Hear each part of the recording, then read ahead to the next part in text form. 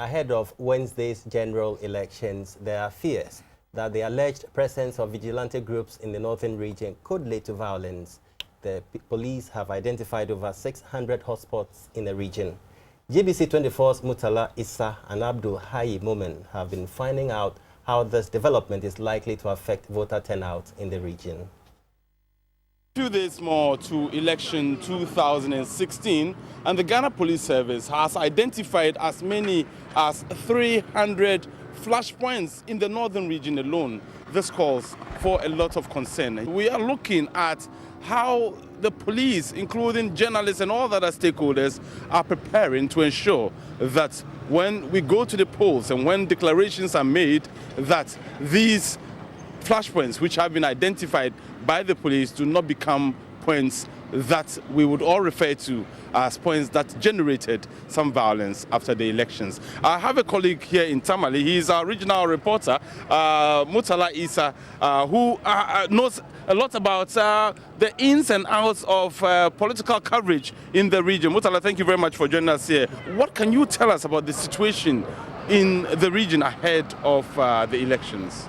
Well, things seem to be very calm. However, some of the flashpoints have already recorded incidents. You heard of Wulensi, where we had 2 clashes between the NDC and MPP.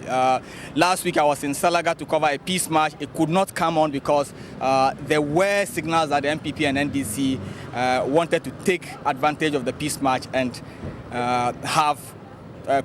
confront each other. So the police called it off at the last minute.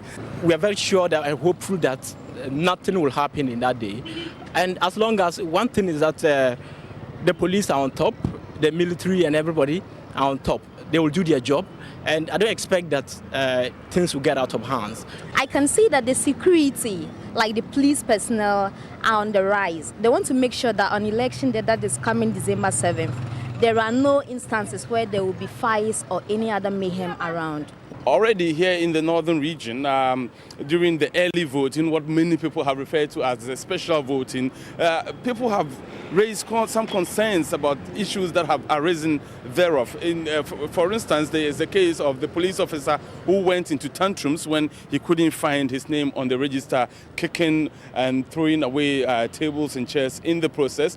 Many people still were not able to find their names on the register, and that has raised further concerns that come election day itself, a lot more people may not be able to find their names, and that could be recipe for trouble. We want to ensure that on that day it is only the security services, the police, the military, who will be on standby, and then our sister security agencies who will be solely responsible for election security. Taking into consideration the special voting, what we are encountering, this is my second time, and still my name is not there, and I don't know why it's that. So if care is not taken on the D-Day, we have problem like this.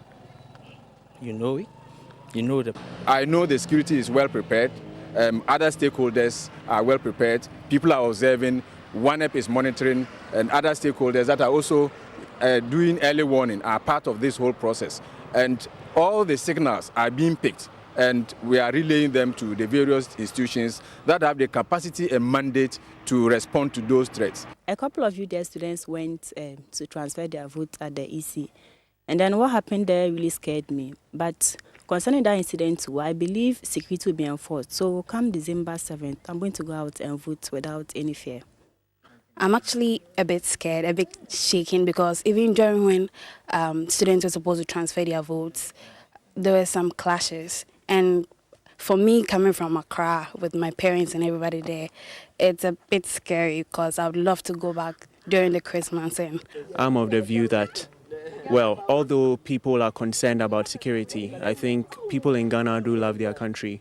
And there's nothing really going to happen, although, well, there are a few bad nuts here and there. Or irrespective of which political party you come from, we will let the law apply without any fear or favor.